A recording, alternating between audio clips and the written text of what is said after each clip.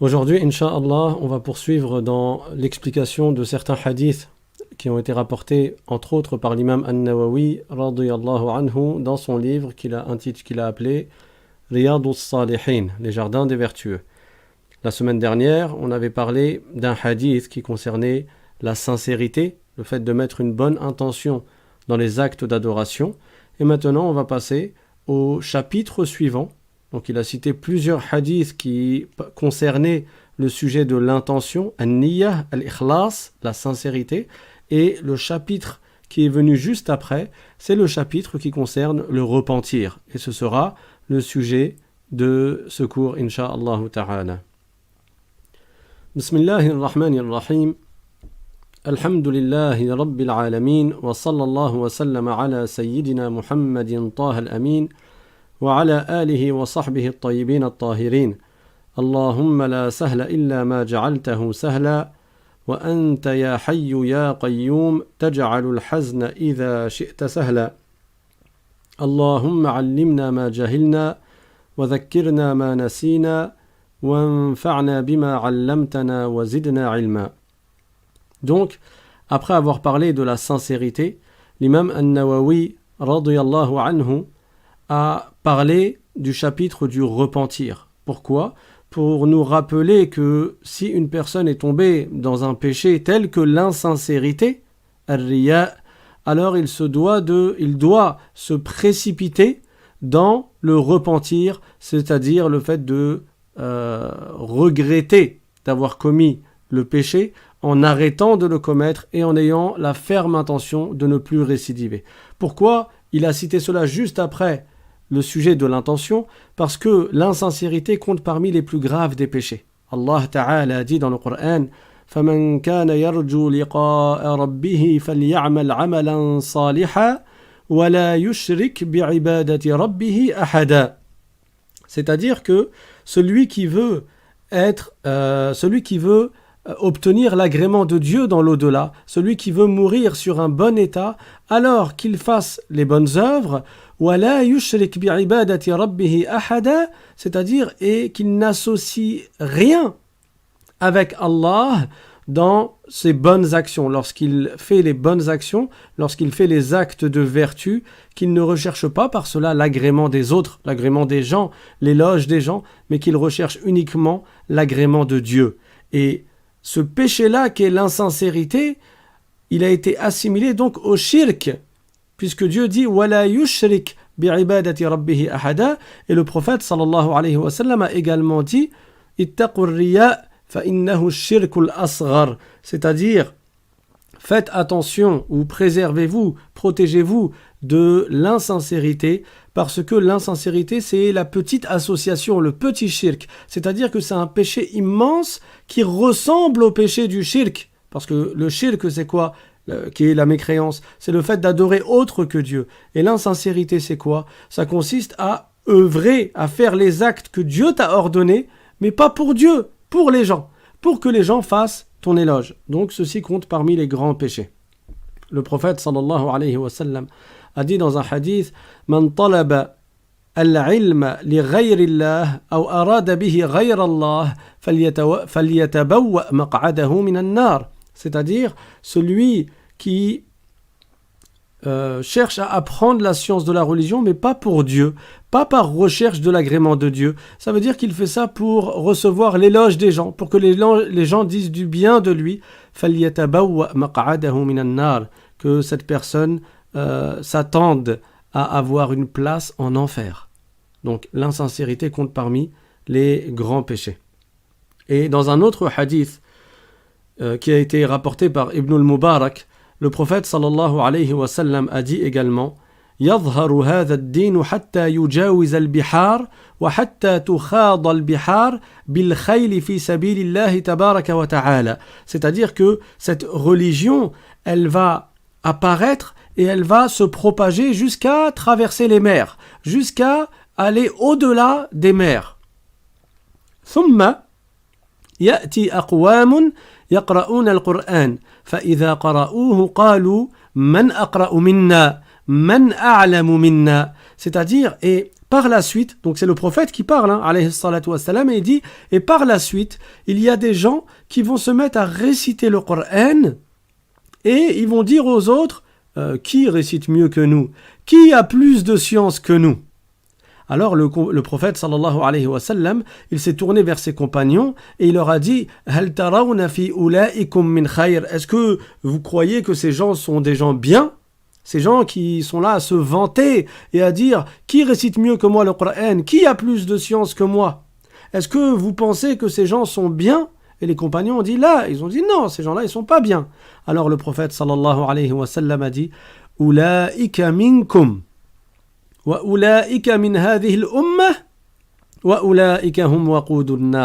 C'est-à-dire ces gens-là, ils font partie de vous, ils font partie de votre communauté, de cette communauté. Et ces gens-là, ils serviront de combustible au feu en enfer. C'est-à-dire que leur insincérité les mène au châtiment de Dieu.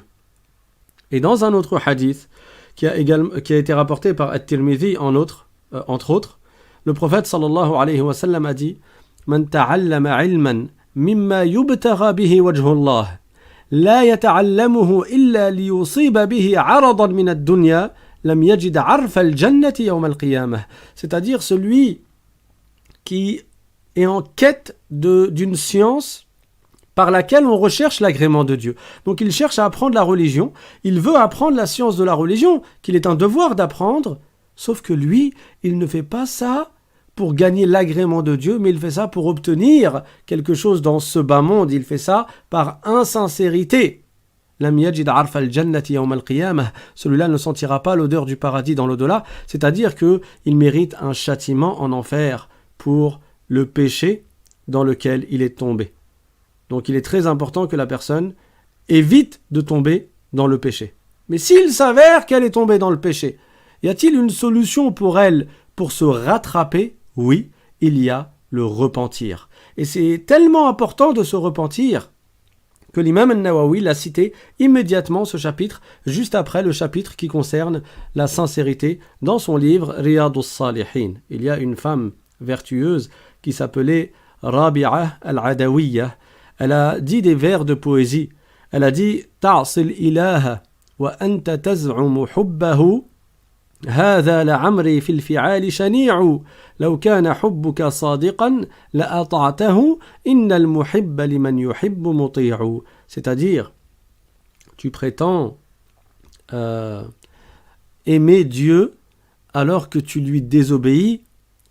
Ceci, c'est-à-dire le fait de lui désobéir, c'est quelque chose d'immonde. Comment tu prétends aimer Dieu et en même temps tu le désobéis? C'est-à-dire que ton amour pour Dieu doit s'exprimer par son obéissance. Et elle le dit dans le deuxième vers. لو كان حبك صادقا لأطعته إن المحب لمن يحب مطيع. C'est-à-dire si ton amour pour Dieu était sincère tel que tu le prétends, alors tu lui aurais obéi, parce que quand tu aimes autrui, tu obéis à celui que tu aimes. Donc, si quelqu'un a commis un péché, il doit se repentir. C'est quoi le repentir? C'est 3 piliers. Il y a 3 piliers indispensables au repentir. Et le premier pilier du repentir, qui est le plus important, c'est le regret. C'est-à-dire le fait de regretter d'avoir désobéi à Dieu. Et quand tu regrettes d'avoir désobéi à Dieu, ça veut dire que tu regrettes sincèrement dans ton cœur d'avoir commis un acte qui est interdit dans la loi de Dieu, que d'avoir commis un acte que Allah Ta'ala t'a interdit de faire et que le prophète sallallahu alayhi wa sallam t'a interdit de faire. C'est à ce niveau-là que tu dois regretter. Tu ne regrettes pas parce que tu as perdu de l'argent. Si quelqu'un il commet de l'interdit au niveau des transactions, ou bien il va jouer à des jeux de hasard, il va aller jouer au loto en faisant des choses donc qui sont haram, qui sont interdites en islam, et après il perd beaucoup d'argent, alors il regrette. Celui-là qui a regretté, pourquoi il a regretté? Il a regretté parce qu'il a perdu de l'argent. Il n'a pas regretté d'avoir désobéi à Dieu. Donc celui-là, son repentir n'est pas valable, il n'est pas accepté. Ce n'est pas ça un repentir en islam. Se repentir en islam, c'est regretter sincèrement d'avoir désobéi à Dieu. Et Parfois, ce regret-là, il s'exprime par les larmes qui coulent, tellement la personne, elle est désolée et tellement elle regrette d'avoir désobéi à Dieu qu'elle pleure. Et c'est ainsi qu'étaient les vertueux. Quand ils pensaient aux péchés qu'ils avaient commis dans le passé, ils en pleuraient. Et si tu regrettes parce que tu as perdu de l'argent dans ce péché, ça c'est pas un repentir. Ou bien si la personne regrette parce qu'elle a été dévoilée, elle a commis par exemple la fornication, ou bien elle est partie cambrioler, voler les autres, et tout le monde l'a su, alors elle regrette. Ça, c'est pas un repentir. Pourquoi ? Parce que le regret doit être sincère. Le regret, c'est d'avoir désobéi à Dieu, et ce n'est pas de s'être affiché et d'avoir été dévoilé et d'avoir été grillé devant les gens. Non, c'est pas ça. Allah Ta'ala dit dans le Coran, en blâmant certaines personnes, yastakhfouna minan nas wala yastakhfouna min Allah wa huwa ma'ahum. Ça veut dire que ces gens-là, ils ont peur des gens, ils se cachent quand ils commettent des péchés, ils se cachent des autres, ils se cachent des gens, mais ils n'ont pas peur de Dieu, alors que Dieu sait tout ce qu'ils font et Dieu sait tout d'eux. Dans la suite du verset, wa huwa ma'ahum, ça ne veut pas dire que Dieu il est avec eux, c'est-à-dire présentiellement, il n'est pas avec eux du point de vue de l'endroit et de la localisation où ces gens se trouvent. Wa huwa ma'ahum, c'est-à-dire que Dieu sait tout de vous. Dieu sait tout de ces gens-là, et c'est expliqué par la suite du même verset. Wa kana Allahu bima ya'maluna muhita, c'est-à-dire que Allah Ta'ala, il englobe par sa science ces personnes-là. Tout ce que ces gens font, Allah le sait. Et donc c'est de Dieu qu'ils doivent avoir peur. Et ils devraient avoir honte vis-à-vis de Dieu, parce qu'ils désobéissent à leur Créateur. Ils devraient avoir honte vis-à-vis de Dieu beaucoup plus qu'ils n'ont honte vis-à-vis des gens. Donc, le prophète sallallahu alayhi wa sallam a dit dans un hadith que l'imam An-Nawawi a rapporté, je vais le citer en arabe et après on va le traduire. وعن أبي عبد الرحمن عبد الله بن عمر بن الخطاب رضي الله عنهما عن النبي صلى الله عليه وسلم قال إن الله عز وجل يقبل توبة العبد ما لم يغرغر رواه الترمذي وقال حديث حسن. C'est-à-dire que Allah Ta'ala, donc le prophète sallallahu alayhi wa sallam a dit dans un hadith rapporté par At-Tirmidhi d'après Abdullah ibn Umar ibn al-Khattab, donc le fils de Umar ibn al-Khattab, Inna Allah azza wa jalla yaqbalu tawbat al-abdi ma lam yugharghir. Donc ça veut dire que Allah accepte le repentir de son esclave tant que son âme n'arrive pas au niveau de son gosier, au niveau de sa gorge. Donc la personne, tant qu'elle n'arrive pas à un certain point, à une certaine limite, à partir de laquelle le repentir n'est plus accepté, tant qu'elle n'y arrive pas, son repentir est accepté par Dieu. Et comme j'ai dit, le repentir comporte plusieurs piliers. Et le plus important de ces piliers, c'est le regret. Le regret, le fait de regretter d'avoir désobéi à Dieu. Le deuxième pilier du repentir, c'est d'arrêter de commettre le péché que la personne, elle commettait.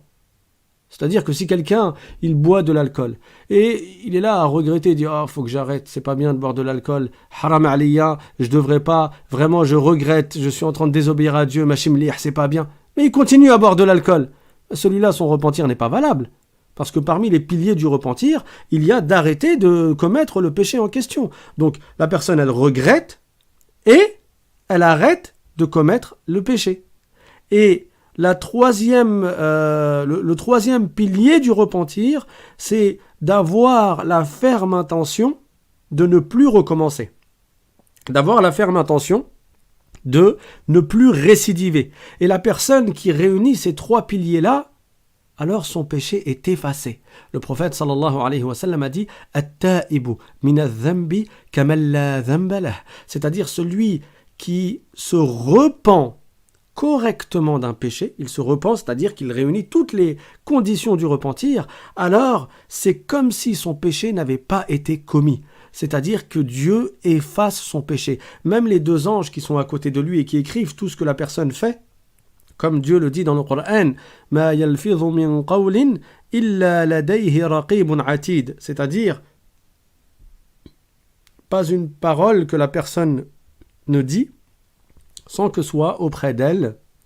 Donc ces deux anges-là, qui sont Raqib et Atid, et qui écrivent ce que la personne dit de bien ou dit de mal, ce qu'elle fait de bien ou ce qu'elle fait de mal. Et l'ange qui écrit les mauvaises actions de la personne, dans ses écrits, le péché est effacé si la personne s'est repentie de son péché. Donc on a dit, c'est quoi le repentir? C'est d'arrêter de commettre le péché, de regretter de l'avoir commis, et d'avoir la ferme intention de ne plus recommencer, de ne plus récidiver. Et si la personne, elle s'est repentie, son péché est effacé. Maintenant, si la personne, elle retombe dans le péché après, elle a un nouveau péché, comme le prophète sallallahu alayhi wa sallam l'a dit. Et après, elle se repent, son péché, son nouveau péché est effacé. Et si après, elle retombe dans le péché, là, on ne dit pas, c'est trop tard, lui, il est en train de jouer avec la religion, il est en train de se moquer, donc ça y est, c'est fini pour lui, ça ne marche pas son repentir. Non! Le prophète, sallallahu alayhi wa sallam, il nous apprend que Allah Ta'ala, il nous accorde le repentir tant que nous, on ne se lasse pas de nous repentir. C'est-à-dire que c'est pas Dieu qui va arrêter d'accepter ton repentir tant que toi, tu te repens correctement. C'est uniquement si toi tu arrêtes de te repentir que là, il n'y a plus de repentir. Mais c'est pas Dieu qui va arrêter d'accepter ton repentir. Et ça provient d'un hadith du prophète sallallahu alayhi wa sallam dans lequel il a dit hatta tamallu, jusqu'à ce que vous lassiez, dans le sens jusqu'à ce que vous arrêtiez de vous repentir. Dieu, il vous accorde toujours le pardon tant que vous vous repentez. Une fois, il y avait un homme qui buvait de l'alcool tous les jours. Mais chaque soir, subhanallah, chaque soir, après avoir bu de l'alcool, ça y est, toute la journée, il a bu de l'alcool, et le soir, il se repentait, il regrettait, il pleurait, il rattrapait toutes les prières de la journée quand sa femme, elle allait dormir. Et le lendemain, rebelote, il boit de l'alcool.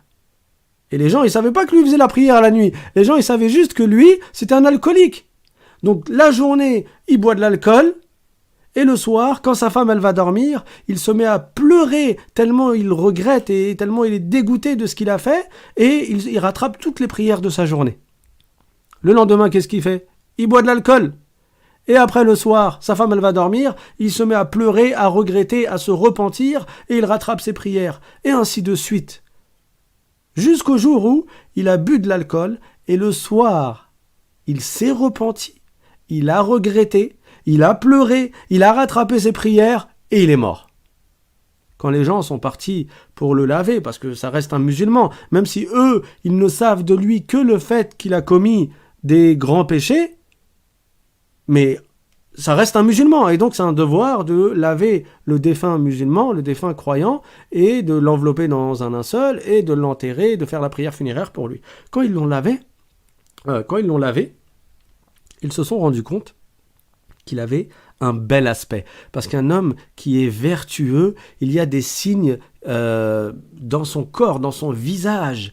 Et son visage est comme illuminé dans le sens où ça se voit dans son visage qu'il est sur un bon état, qu'il est mort sur un bon état.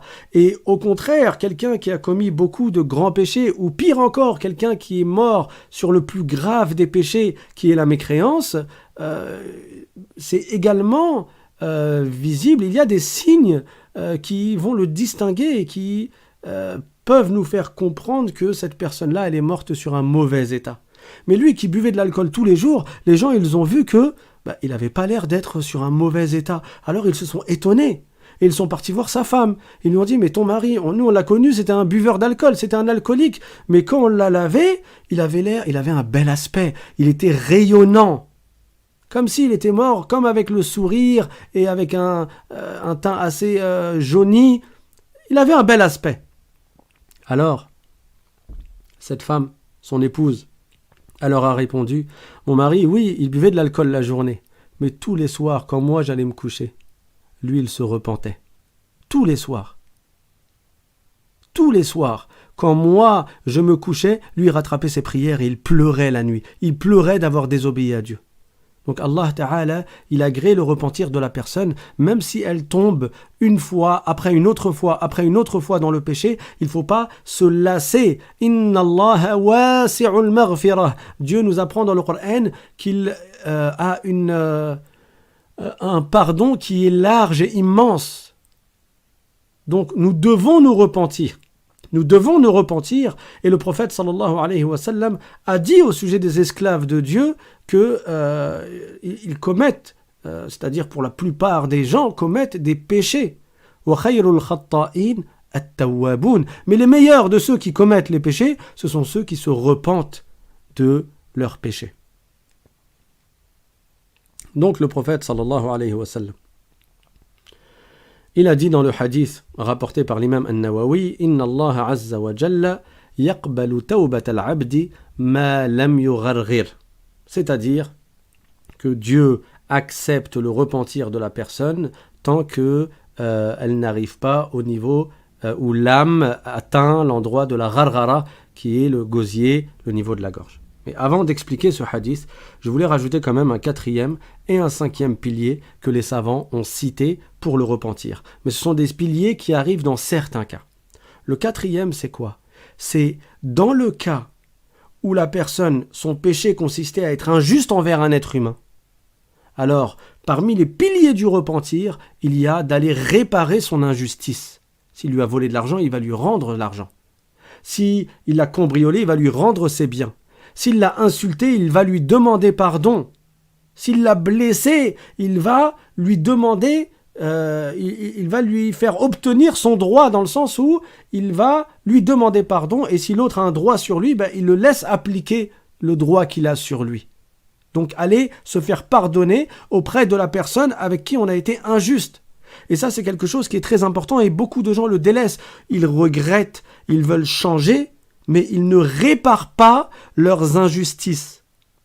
Or, le prophète sallallahu alayhi wa sallam, dans un hadith, il a dit « Atadruna manil muflis » c'est-à-dire, est-ce que vous savez, c'est qui? Celui qui est ruiné. Et les compagnons, ils ont répondu, celui qui est ruiné, c'est celui qui n'a pas d'argent, celui qui n'a pas de dirham, qui ne possède rien. Alors le prophète sallallahu alayhi wa sallam leur a dit que celui qui est ruiné, c'est celui qui arrive au jour dernier et il a accompli des prières. Il a versé la zakat, il a accompli le jeûne, mais il a été injuste envers des gens. Il a insulté un tel, il a frappé un tel, il a pris injustement les biens d'un tel. Celui-là, ses récompenses qu'il avait gagnées, la fatigue dans laquelle les efforts qu'il avait fournis pour faire les bonnes actions, ces bonnes actions, ces récompenses, elles vont être retirées de sa balance et elles vont être données aux autres qui avaient subi des injustices de sa part. Et ce, jusqu'à ce qu'il n'a plus de hasanat sur sa balance, tellement il a été injuste envers les gens, ses prières, les récompenses de ses prières, les récompenses de son jeûne, les récompenses de ses bonnes actions, elles disparaissent de sa balance et elles se retrouvent dans leur balance à eux. Et quand il a plus de hasanat, qu'est-ce qui se passe? Les péchés que les gens avaient commis, et que lui, il a été injuste envers eux, ils se retrouvent dans sa balance à lui, ils sont retirés de leur balance à eux, et ils se retrouvent dans sa balance à lui. C'est lui qui est véritablement ruiné. Il s'est fatigué, mais au final, ces hasanat, elles vont chez les gens, chez les autres. Pourquoi? Parce qu'il a été injuste envers les gens. C'est pour ça qu'il est très important de réparer tes injustices avant le jour où ça sera trop tard. Tu pourras plus rendre avec des dinars et des dirhams, avec des euros, etc. C'est des hasanats que tu leur rendras. D'autre part, l'injustice, c'est quelque chose qui est nocif pour toi si tu es injuste envers les autres, dans l'au-delà bien sûr, parce que ça mérite un châtiment, mais également dans ce bas monde. Parce que le prophète sallallahu alayhi wa sallam a dit dans un hadith rapporté par Al-Bukhari وَاتَّقِ دَعْوَةَ الْمَظْلُومِ فَإِنَّهُ لَيْسَ بَيْنَهَا وَبَيْنَ اللَّهِ حِجَابٌ. C'est-à-dire, fais très attention à ne pas être touché par une invocation qui est faite de quelqu'un qui a subi une injustice de ta part. Ça veut dire, si tu as été injuste envers quelqu'un et que lui, il fait une invocation, alors, laysa baynaha wa bayna Allahi hijab, il n'y a rien qui empêche Allah d'exaucer cette invocation contre toi. En d'autres termes, si quelqu'un est injuste envers un autre et que l'autre il fait des du'a contre lui, des invocations contre lui, ces invocations-là sont exaucées.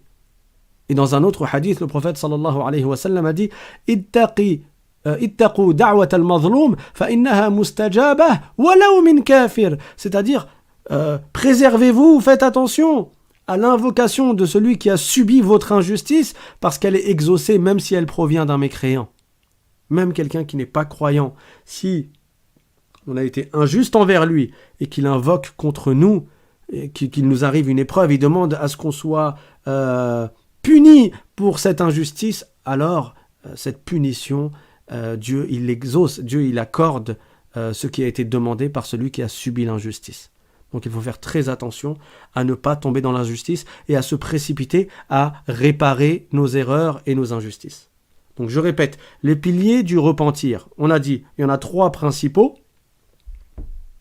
qui sont donc le regret. Deuxièmement, on a dit quoi ?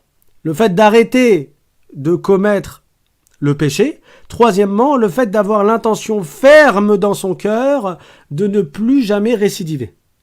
Et on a cité un 4e pilier du repentir, c'est si on a été injuste envers autrui, on va réparer cette injustice en rendant l'argent qu'on a volé ou en demandant pardon si on a blessé la personne. 5èmement, si cette injustice était un droit de Dieu sur nous, c'est-à-dire qu'on a manqué à un devoir qui nous incombe à l'égard de Allah, comme le fait de prier pour Dieu, les 5 prières, ou le fait de jeûner pour Dieu, le jeûne du mois de Ramadan, alors on doit rattraper cela. On doit rattraper les prières qu'on a délaissées et les jeûnes qui ont été délaissés, si c'était cela le péché. Voilà donc en tout les 5 piliers du repentir. Il y en a 3 qui ont toujours lieu, et après le 4e et le 5e, c'est en fonction du péché en question. La personne, elle doit se dépêcher de se repentir. Elle doit se précipiter de se repentir parce qu'elle ne sait pas quand est-ce que l'âme va quitter son corps, quand est-ce qu'elle va mourir, et même quand est-ce que l'âme va arriver au moment de l'agonie à al-gharghara, qui est, comme nous avons dit, le gosier au niveau de la gorge. Quand l'âme atteint cet endroit-là, c'est trop tard. Il y a donc un moment où le repentir, c'est trop tard. Il y a un moment où le repentir n'est plus valable. Donc oui, le prophète a dit at-ta'ibu min adh-dhanbi kaman la dhanba lah, c'est-à-dire celui qui se repent après avoir commis un péché, son péché est effacé, mais tant que ce n'est pas trop tard. Et le prophète sallallahu alayhi wa sallam, il nous a donné des exemples de moments où c'est trop tard. Et parmi ces moments, il y a bien entendu un moment qui fait partie des signes de la fin du monde. Des grands signes de la fin du monde, c'est lorsque le soleil va se lever de l'ouest. Et également, parmi les signes de la fin du monde, il y a lorsque la bête va sortir. Ad-dabba, dabbatul ard, elle va sortir. Donc ces 2 signes font partie des grands signes de la fin du monde. Au moment où ces signes arrivent, c'est trop tard. Allah n'accepte plus le repentir. Mais parmi les cas où Allah n'accepte pas le repentir, il y a également quand la personne, elle arrive à un moment où elle désespère complètement de vivre. Elle est sûre qu'elle est en train de mourir. Ça y est, elle sait que là, elle meurt. Elle le sait. Je ne parle pas de celui qui est malade et on lui dit « oui, tu as un cancer ». Non. Là, je parle de la personne qui est en train de mourir et elle sait pertinemment que c'est fini pour elle. Elle est en train de mourir, elle va mourir. Elle n'a plus aucun espoir de rester en vie. À ce moment-là, c'est trop tard. Le repentir n'est plus valable. Et c'est pour ça que le repentir de Pharaon n'a pas été accepté. Pharaon, c'est qui ? C'est un tyran qui vivait en Égypte, qui gouvernait l'Égypte et qui disait aux gens « adorez-moi ». Il disait aux gens « ana rabbukumul a'la », c'est moi votre Seigneur, c'est moi que vous devez adorer. Et il a combattu le prophète Moussa alayhi salam, il a voulu le tuer. Il a fait du mal aux musulmans à l'époque du prophète Moussa alayhi salam et il a essayé de le tuer et de tuer les musulmans. Le prophète Moussa alayhi salam a traversé la mer avec son miracle qui est extrêmement connu, quand il a frappé la mer avec son bâton, et la mer, elle s'est ouverte en 12 sentiers. Entre chaque sentier et un autre, il y avait comme une montagne d'eau. Donc les musulmans, le peuple de Banu Israël ont traversé la mer. Pharaon, il les a poursuivis avec son armée. Et quand il est arrivé, lui, à l'intérieur, la mer, elle est redevenue comme elle était. Et donc, il s'est noyé. Mais quand il s'est noyé, alors là, il a dit ce que Allah Ta'ala dit dans le Coran. Allah Ta'ala dit dans le Coran, حتى إذا أدركه الغرق قال آمنت أنه لا إله إلا الذي آمنت به بنو إسرائيل وأنا من المسلمين. Il a dit, au moment où la noyade est arrivée, il a dit, j'ai cru et je crois en qu'il n'y a pas d'autre Dieu que le Dieu en qui ont cru Banu Israël, et je suis au nombre des musulmans. Ça y est, je fais partie des musulmans. Il a dit wa ana minal muslimin, et ça c'est encore une preuve parmi tant d'autres que ceux qui suivaient le prophète Moïse alayhi salam, c'était des musulmans, c'était pas autre chose. Parce que tous les prophètes étaient musulmans. Mais son repentir n'a pas été accepté. Allah dit dans le Coran, Al-ana wa qad asayta qablu wa kunta minal mufsidin. Al-ana, maintenant tu veux te repentir après tout le mal que tu as fait et que tu as désobéi à Dieu et que tu n'as pas cru en Dieu et que tu corrompais les gens sur terre et tu faisais la corruption sur la terre. Pourquoi son repentir n'a pas été accepté alors que Dieu dit dans un autre verset du Coran, Inna Allaha wasi'ul maghfirah. Dieu il accorde avec abondance le repentir. Parce que là il avait dépassé la limite du repentir. Quand tu désespères de la mort, c'est trop tard. Si quelqu'un était désobéissant et il veut se repentir, son repentir n'est plus accepté. Si quelqu'un était mécréant, il n'était pas croyant, et il veut se repentir en entrant en islam et en disant la shahada, la ilaha illallah Muhammadur Rasulullah, son repentir n'est pas accepté non plus. Également, quand la personne, elle voit l'ange de la mort, c'est trop tard. Ça fait partie des moments à partir desquels le repentir n'est plus accepté. Et Allah Ta'ala, il le dit dans le Coran.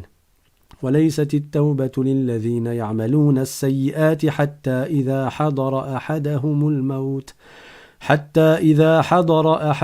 الموت قال إني تبت الآن ولا الذين يموتون وهم كفار أولئك أعتدنا لهم عذابا أليما.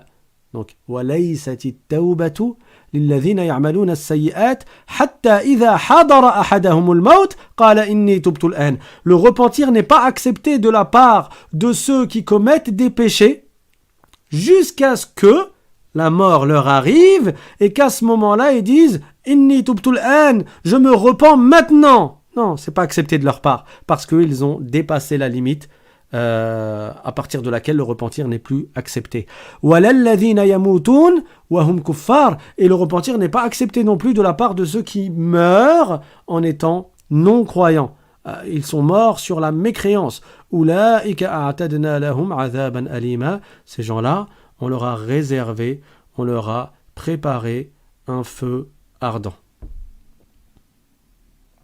Donc, pour se repentir et pour que le repentir soit valable, il faut remplir les piliers et il faut également le faire avant qu'il ne soit trop tard, avant que l'âme arrive au niveau de la gorge, avant qu'on voit l'ange de la mort, avant d'arriver à un moment où on désespère complètement de pouvoir continuer à vivre, on sait qu'on va mourir, et avant que le soleil ne se lève de l'ouest, du couchant, qui fait partie des grands signes de la fin du monde, et avant le jour où il y aura Dabbatul Ard, donc la bête qui fait partie des grands signes de la fin du monde, et qui va sortir le même jour, le jour où le soleil va se lever de l'ouest. Donc avant cela, repentons-nous.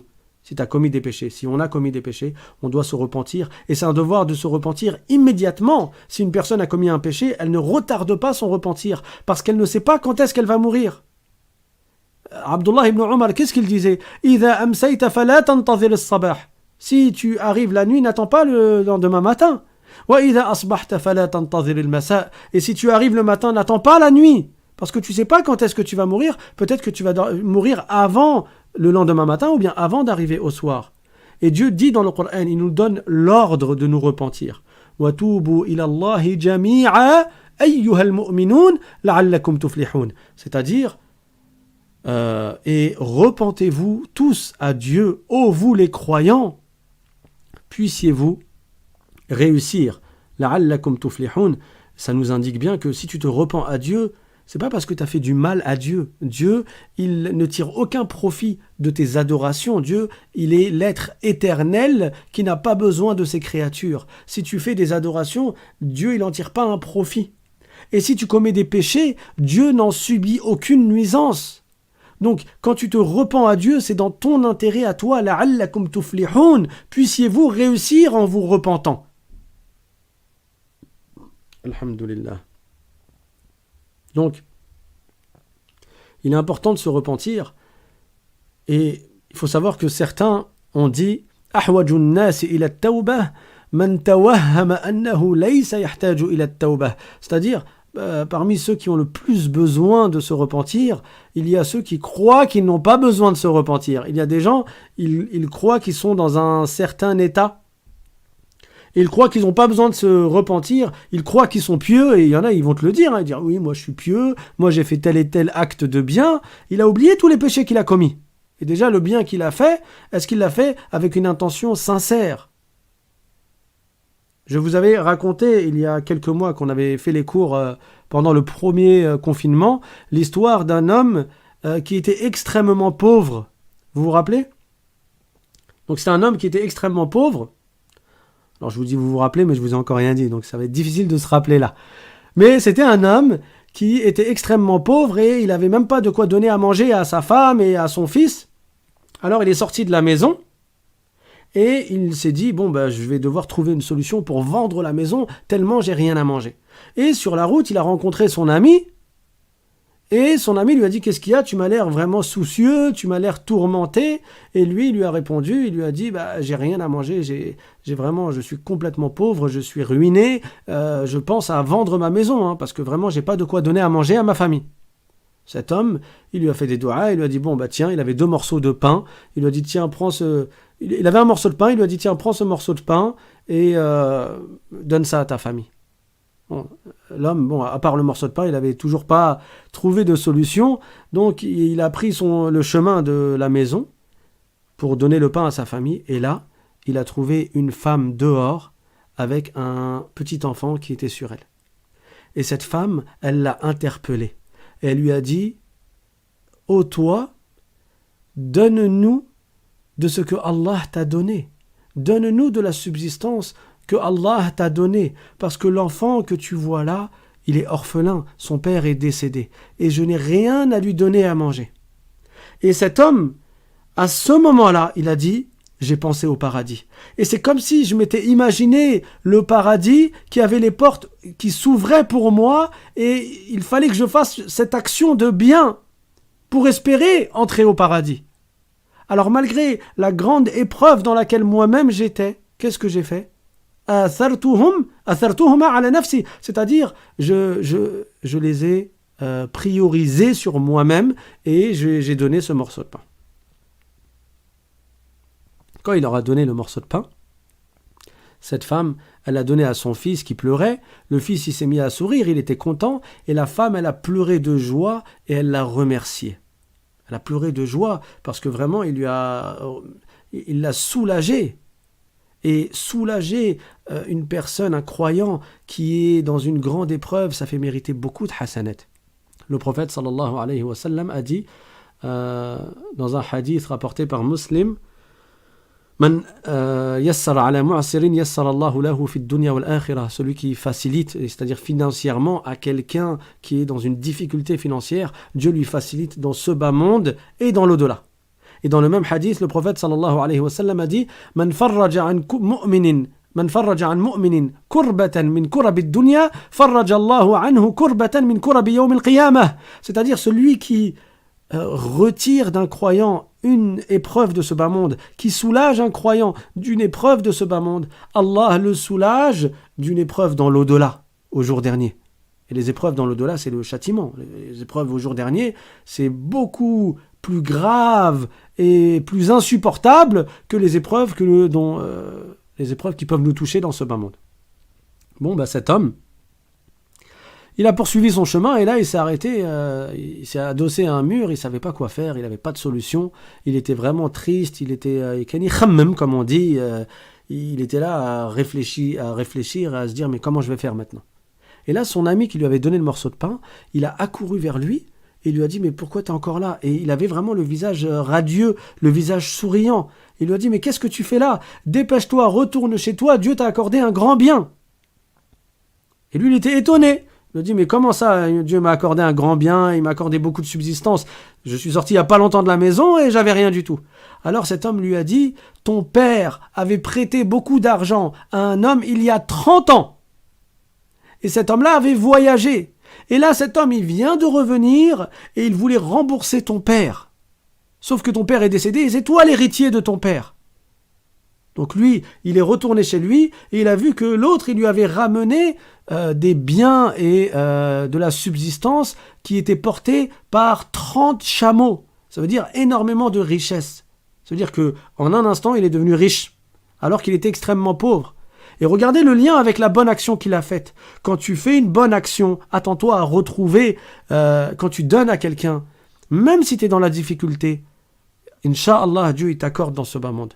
Ne te dis pas je vais perdre. Le prophète sallallahu alayhi wa sallam, il a dit Ma naqasa malun min sadaqa. C'est-à-dire que tu ne perds pas de tes biens quand tu fais une aumône. Même si techniquement, mathématiquement, au moment où tu vas donner l'aumône, tu vas avoir moins d'argent. Mais Dieu, il t'accorde non seulement, il t'accorde de la baraka dans ton argent, et en plus, Dieu, il t'accorde à profusion par la suite. C'est-à-dire qu'il est très probable que tu reçoives une grande somme d'argent de là où tu la voyais même pas arriver. D'une manière que tu t'imaginais même pas, parce que tu as fait une aumône, parce que tu as fait une bonne action. En plus des hasanats que tu gagnes, et du fait que les bonnes actions et les aumônes effacent les péchés. Le prophète sallallahu alayhi wa sallam a dit dans un hadith Ittaqun nar walau bi shaqqi tamra, c'est-à-dire préservez-vous du feu de l'enfer, ne serait-ce qu'avec une partie d'une date, même une moitié de date que tu donnes en aumône. Donc cet homme, il est devenu riche, il a fait du commerce, il donnait de l'argent aux gens, il gagnait encore plus d'argent dans son commerce, il donnait encore plus d'argent aux gens, il gagnait encore plus d'argent dans son commerce, il donnait encore plus d'argent aux gens, parfois il lui est arrivé de donner même 100 000 dinars. Je ne me rappelle plus exactement du nombre, en tout cas énormément de dinars, il était vraiment extrêmement riche et il donnait beaucoup d'argent.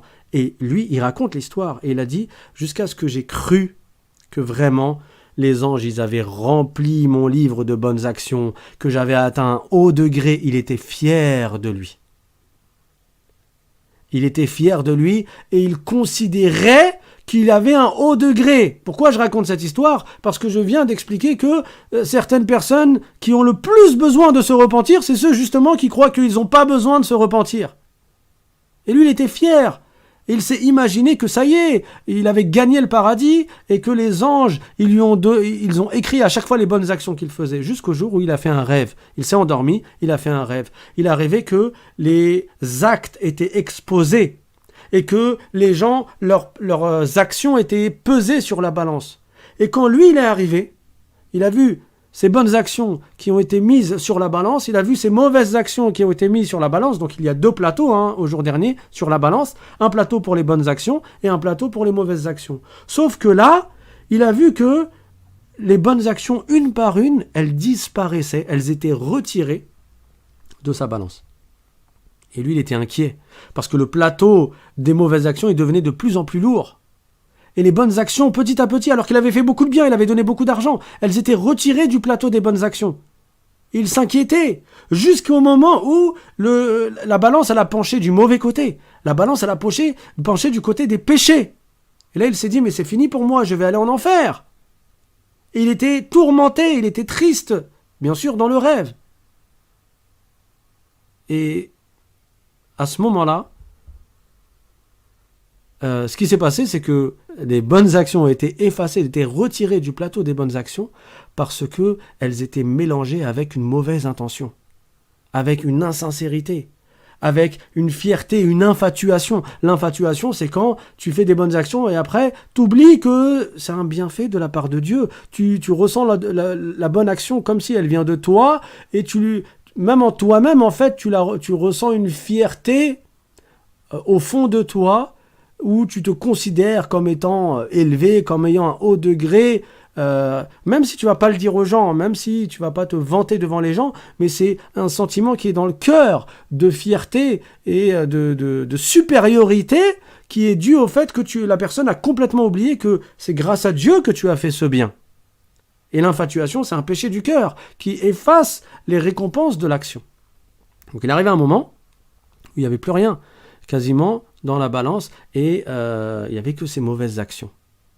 Alors, il a entendu la voix de quelqu'un, donc d'un ange dans le rêve, qui a dit « Il ne lui reste plus rien ». Lui, ça y est, pour lui, il allait aller en enfer. Il a entendu la voix qui a dit « Il ne lui reste plus rien ». Et là, il y a quelqu'un qui a dit « Si ». Un ange qui a dit « Si ». Il lui reste quelque chose. Et le morceau de pain qu'il avait donné ce fameux jour à cette dame qui était pauvre et qui lui avait demandé, et ce morceau de pain a été posé sur la balance. Et là, la balance, elle s'est mise à repencher dans le bon sens, mais pas suffisamment. Alors, il y a la voix de quelqu'un, donc d'un ange, qui a demandé « Et maintenant, il ne lui reste plus rien ?» Et un autre, il lui a dit « Si !»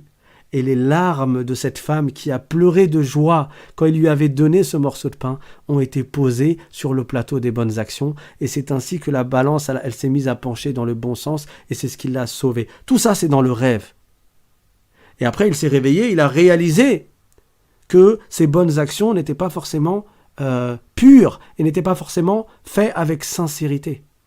Donc, que la personne ne croit pas, quand elle a fait du bien, elle est partie donner de l'argent à la mosquée les vendredis, ou elle fait des prières, que ça y est, c'est un pieux ou c'est une pieuse, et ça y est, j'ai un haut degré, et moi je suis quelqu'un de bien, c'est pas comme ça. Même les vertueux, les saints, ils se regardent, ils s'auto-regardent avec un regard critique. Ils ont peur de Dieu, ils ont peur des péchés qu'ils ont commis dans le passé, ils ont peur de ne pas avoir fait un repentir correct. Et ils pleurent. Ils pleurent. Même après leur repentir, ils continuent à pleurer, ils continuent à regretter, ils continuent à penser à leurs péchés. Il ne dit pas, ça y est, moi j'ai atteint un haut degré. Allah Ta'ala, il dit dans le Coran, Ya ayyuhalladhina amanu tubu ila Allahi tawbatan nasuha. C'est-à-dire, ô vous les croyants, faites preuve repentez-vous à Dieu d'un repentir nasuh. Alors nasuh, ça veut dire quoi? Il y a des savants qui ont dit, il y a eu 23 avis différents quant à l'explication du mot nasuh. Donc voilà, pour ceux qui disent oui, j'ai vu des traductions du Coran, est-ce que je peux les lire? Comment tu vas expliquer un mot que les savants ont dit il y a 23 significations différentes, 23 exégèses différentes, 23. Comment tu veux traduire ça? C'est pour ça les savants ont dit tu traduis l'explication du Coran, la signification des versets, mais tu ne fais pas de la traduction littérale. Tu ne pourras pas obtenir en français le sens du verset en arabe si tu fais juste la traduction Google, la traduction mot à mot. Donc, Al-Qurtubi, il a dit la tawba nasuh, le repentir qui est nasuh, il y a eu 23 significations différentes qui ont été données par les savants et certains savants ont dit c'est le repentir après lequel la personne ne retombe plus dans le péché. Donc faites un repentir et ne retombez plus dans le péché après vous être repenti. Et Al-Fudayl ibn Iyad radiyallahu anhu, il a dit At-tawbatu nasuh هو أن يكون الذنب بين عينيه فلا يزال كأنه ينظر إليه. C'est-à-dire ce repentir qui est nasuh, ça consiste à ce que tu as le péché devant tes yeux et tu ne cesses de le voir. Ça veut dire que la personne qui a commis le péché, même en s'étant repentie, elle continue à penser au péché qu'elle a commis, et elle continue à regretter, et elle continue à se sentir mal, et à craindre Dieu, parce qu'il avait désobéi à Dieu. Donc que la personne ne se donne pas des ailes et ne gonfle pas ses chevilles, même intérieurement, même au fond dans son fort intérieur, en considérant qu'elle a fait beaucoup de bien dans sa vie, qu'elle a un haut degré, qu'elle a beaucoup de science, que ceci, que cela. Non! Que la personne, elle reste humble, même au fond d'elle-même. Humble devant les gens, mais humble vis-à-vis de Dieu. Parce on sait ce qu'on a fait nous-mêmes. Et donc il ne faut pas se laisser pousser des ailes. Il y a un homme qui était un brigand. C'était un brigand. Ça veut dire que les caravanes, elles passaient, c'était dans le passé, hein, parmi les gens du Salaf, dans les 3 premiers siècles de l'Hégire. Les gens y passaient en caravane, ils revenaient de voyage, par exemple du pèlerinage ou autre, et lui, il allait leur voler leurs biens, au point que sa réputation l'a précédé, et dans toute la région, les gens, ils avaient peur de lui. Parce qu'il cambriolait les gens, il volait les gens.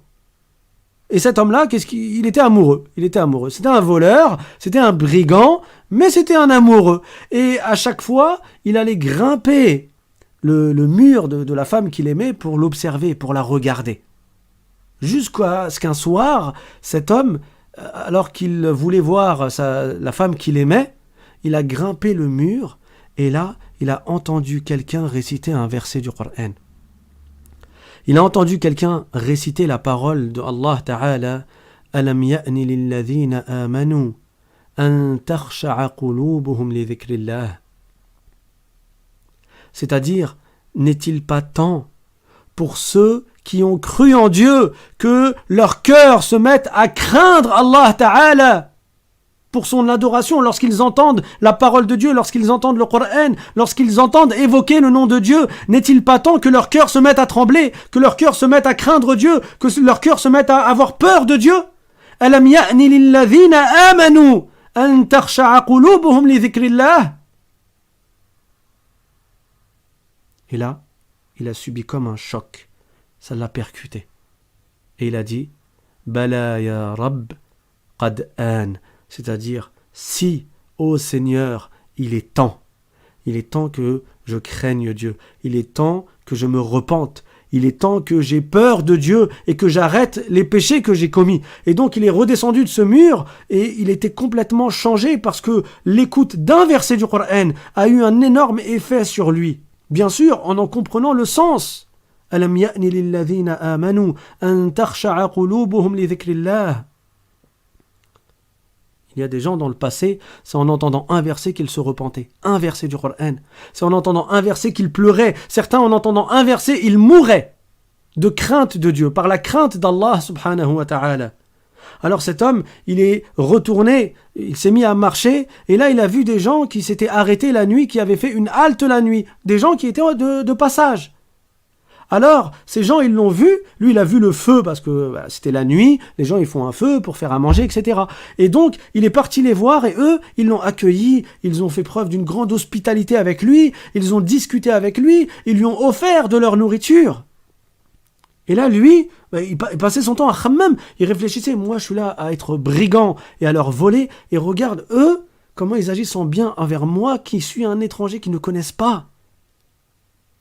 Jusqu'à un moment où ces gens-là, ils ont dit, bon, on reste la nuit ici, ou on continue notre trajet, on continue notre voyage.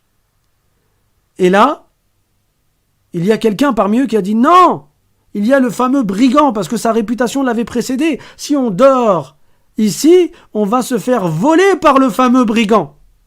Et quand il a entendu ça, il s'est dit que c'était pour lui comme un signe de se repentir. Et à partir de là, il leur a dit, je vous promets que ce brigand ne vous touchera plus jamais, ne vous fera plus jamais de mal. Et il s'est mis à pleurer. Et il était triste toute sa vie. Il était triste, il pleurait parce qu'il pensait aux péchés qu'il commettait dans le passé. Et il a fait un repentir qui était sincère.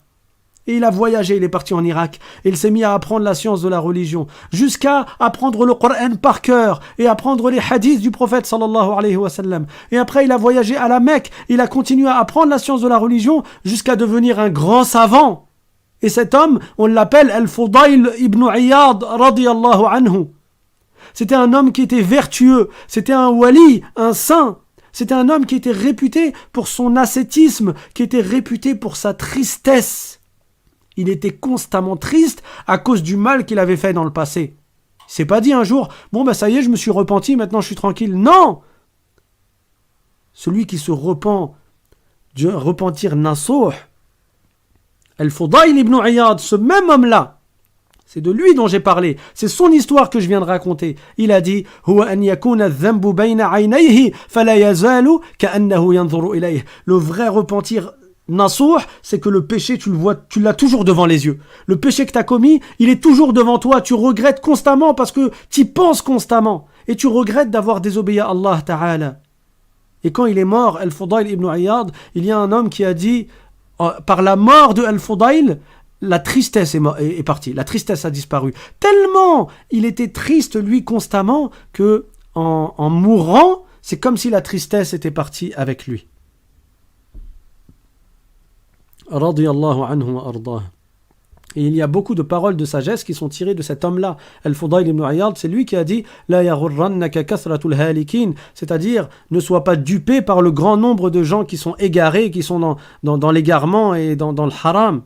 Ne sois pas dupé, c'est pas parce qu'ils sont nombreux que tu vas les suivre. Toi, tu dois suivre la vérité, tu dois suivre le chemin droit. Al-Hassan al-Basri, radiyallahu anhu, lui, il a défini at-tawbatun nasuh, le repentir nasuh, et il a dit Nadamun bil qalbi, wa istighfarun bil lisan, wa tarkun bil jawarihi, wa idmarun alla ya'ud. C'est-à-dire que le repentir qui est nasuh, ça consiste à regretter dans le cœur, à demander pardon avec ta langue, à délaisser le péché avec tes organes et à avoir la ferme intention de ne plus jamais récidiver. Alors le repentir, je vous rappelle, les 3 piliers principaux, c'est regretter, arrêter de commettre le péché et avoir l'intention de ne plus recommencer. Bien entendu, c'est bien de dire astaghfirullah, c'est-à-dire de demander pardon à Dieu avec sa langue. Mais ça n'est pas suffisant et ça n'est pas une condition. Donc même s'il ne le fait pas, s'il a rempli les piliers du repentir, c'est suffisant. Mais s'il le fait, c'est en plus. Parce que le prophète sallallahu alayhi wa sallam, dans un autre hadith rapporté par l'imam An-Nawawi, radiyallahu anhu, il a incité à réciter l'istighfar et à faire la tawba et à réciter l'istighfar régulièrement. Le prophète sallallahu alayhi wa sallam, il a dit Tubu ila Allah. Il a dit lui-même fa inni atubu ilayhi kulla yawmin mi'ata marra, ou kama qala, c'est-à-dire moi-même, je fais la tawbah et je fais l'istighfar chaque jour 100 fois dans un hadith. Et ce hadith est rapporté par l'imam An-Nawawi dans ce livre qui est Riyadus Salihin. Donc le prophète sallallahu alayhi wa sallam, bien sûr, quand il dit astaghfirullah 100 fois par jour, ça ne veut pas dire qu'il a commis 100 péchés par jour. Le prophète sallallahu alayhi wa sallam, c'était la meilleure des créatures. Mais quand la personne, elle fait l'istighfar, même si elle n'a pas de péché, même si elle n'a pas commis de péché, l'istighfar en soi, le fait de dire astaghfirullah, ça élève la personne en degré. Si elle n'a pas de péché, ça élève la personne en degré. Et Abdullah ibn Mas'ud radiyallahu anhu, il a dit at-tawbatun nasuh tukaffiru kulla sayyi'ah, c'est-à-dire le repentir nasuh, il efface tous les péchés. Et après il a récité le verset du Coran Ya ayyuhalladhina amanu tubu ila Allahi tawbatan nasuha asa rabbukum an yukaffira ankum sayyi'atikum, c'est-à-dire ô vous les croyants, faites le repentir à Dieu d'un repentir nasuh, puissiez-vous être pardonnés de vos péchés par votre Seigneur. Donc c'est pour ça que les vertueux, même s'ils avaient accompli beaucoup de bonnes actions, ils continuaient à pleurer pour les péchés antérieurs. Et ils continuaient à être très touchés et atteints par quand ils entendaient des versets du Coran qui parlaient du châtiment ou qui parlaient de la personne qui commet des péchés. Il y a un homme qui pleurait énormément, il faisait beaucoup d'adoration et il pleurait énormément. Les gens ils lui ont dit non mais pourquoi tu pleures tout ça? Il a dit ça y est, c'est bon. Et lui il a répondu quoi? Il a dit 2 vers de poésie. Il a dit bakaytu ala dhunubi li'uzmi jurmi wa huqqa li kulli man ya'si al-buka'u فلو أن البكاء يرد همي لأسعدت الدموع معا دماء, c'est-à-dire je pleure pour mes péchés tellement j'en ai commis et tellement mes péchés sont graves, et celui qui a désobéi à Dieu, il se doit de pleurer. Et ensuite il a dit parce que si les pleurs peuvent retirer ce tourment qui est le fait que je pense justement à ces péchés, je pleurerai jusqu'à faire accompagner mes larmes de sang, jusqu'à ce que c'est du sang qui sorte de mes yeux. Il y a un autre qui a dit Dhanbi ilayka azimun وأنت للعفو أهل فإن عفوت بفضل وإن أخذت فعدل. C'est-à-dire mon péché est grave et toi, ô Allah, tu es celui qui accorde le pardon. Donc si tu me pardonnes, c'est par ta grâce, et si tu ne me pardonnes pas, c'est par ta justice. Donc on doit se repentir. Le repentir est un devoir pour chaque personne responsable qui a commis un péché, qui a commis une désobéissance, et nous on sait ce que nous avons commis. Et comme le prophète sallallahu alayhi wa sallam a dit, comme j'ai dit tout à l'heure, le prophète sallallahu alayhi wa sallam a dit Wallahi inni la astaghfirullah wa atubu ilayhi fil yawmi akthara min 70 marra. Donc dans une version du hadith rapporté par Al-Bukhari et que l'imam Al-Nawawi a cité donc dans ce chapitre de At-Tawbah, le prophète a dit moi je fais l'istighfar, je dis astaghfirullah et je fais At-Tawbah pour Dieu chaque jour plus de 70 fois. Et dans une autre version, donc je vais vous dire tout le hadith que l'imam al-Nawawi a cité. وعن أبي هريرة رضي الله عنه قال سمعت رسول الله صلى الله عليه وسلم يقول والله إني لأستغفر الله وأتوب إليه في اليوم أكثر من 70 مرة رواه البخاري. Donc Abu Hurayra a rapporté que le prophète a dit je fais l'istighfar, je dis astaghfirullah wa atubu ilayh, soit plus de 70 fois par jour. Et dans un autre hadith, l'imam al-Nawawi a dit وعن الأغر ابن يسار المزني رضي الله عنه قال قال رسول الله صلى الله عليه وسلم يا أيها الناس توبوا إلى الله واستغفروه فإني أتوب في اليوم 100 مرة رواه مسلم. C'est-à-dire que Al-Agharr ibn Yasar al-Muzani a dit que le prophète sallallahu alayhi wa sallam a dit ô vous les gens, repentez-vous à Allah et demandez-lui pardon. Moi-même je fais la tawbah chaque jour 100 fois. C'est un hadith rapporté par Muslim. Moi je pense que on va s'arrêter là. J'ai pas le temps de dire tout ce que je voulais dire. Inch'Allah ta'ala, on continuera donc la semaine prochaine. Il y a encore beaucoup de choses à dire sur le repentir. Et je pense qu'on a quand même résumé. Donc je ne sais pas si la semaine prochaine on va continuer sur ce sujet, parce qu'il a cité plusieurs hadiths, l'imam Al-Nawawi rahimahullah, ou on va passer à un autre sujet en utilisant un hadith de Riyad al-Salihin. Donc on verra incha'Allah la semaine prochaine.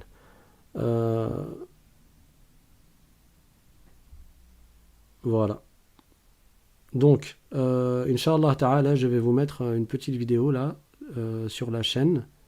Donc c'est une petite fille, comme la semaine dernière on avait parlé sur la sincérité et l'insincérité. Il y a une petite fille de 10 ans qui a fait un chant religieux, donc un anachid a cappella, donc sans instrument, qui parle justement et qui nous rappelle, qui nous donne le conseil de mettre la bonne intention à chaque fois qu'on fait des actes de bien. Donc on va vous le mettre maintenant sur la chaîne YouTube pour que vous puissiez faire plaisir à vos oreilles, Inch'Allah Ta'ala. والحمد لله رب العالمين وصلى الله وسلم على سيدنا محمد طه الأمين وعلى آله وصحبه الطيبين الطاهرين. Encore une fois, si vous avez des questions, vous les envoyez par mail sur le mail, donc l'islam.simplement@gmail.com. Et j'avais un truc à dire, mais il est sorti de ma tête. Voilà, je vous donne rendez-vous donc lundi pour le cours sur la croyance, ensuite jeudi pour le cours sur la purification et la prière, et samedi prochain pour le cours sur Riyad al-Salihin, sur le livre Les Jardins du Vertueux de l'imam Al-Nawawi radiyallahu anhu. وآخر دعوانا أن الحمد لله رب العالمين. اللهم تب علينا يا رب العالمين. اللهم اغفر لنا ذنوبنا وإسرافنا في أمرنا وكفر عنا سيئاتنا وتوفنا وأنت راض عنا يا رب العالمين. اللهم ارزقنا توبة نصوحا لا نعصيك بعدها أبدا. اللهم اجعلنا من التوابين واجعلنا من المتطهرين. اللهم باعد بيننا وبين المعاصي كما باعدت بين المشرق والمغرب. اللهم اغسلنا من خطايانا بالماء والثلج والبرد ولا تغسلنا بالنار يا رب العالمين. اللهم كفر عنا سيئاتنا يا أكرم الأكرمين. اللهم إنك عفو تحب العفو فاعف عنا يا رب العالمين وألحقنا بالصالحين وارزقنا الإخلاص في النية والقول والعمل. اللهم استجب لنا هذه الدعوات. اللهم يسر لنا أمورنا وفرج عن المسلمين كرباتهم. وسبحان ربك رب العزة عما يصفون وسلام على المرسلين والحمد لله رب العالمين والسلام عليكم